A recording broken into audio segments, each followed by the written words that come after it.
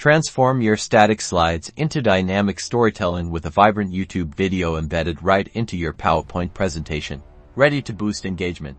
Let's dive into how you can seamlessly integrate your favorite YouTube content into your next PowerPoint masterpiece. First, open your PowerPoint presentation and navigate to the slide where you want to add your video. Go up to the top menu bar and click on the Insert tab. In the Insert tab, look towards the right side for the video option. Click the small down arrow next to it, and then select Online Videos. A new window will pop up at the top. You'll see a search bar for the most reliable way to add your video. We'll use the Insert from a YouTube URL option.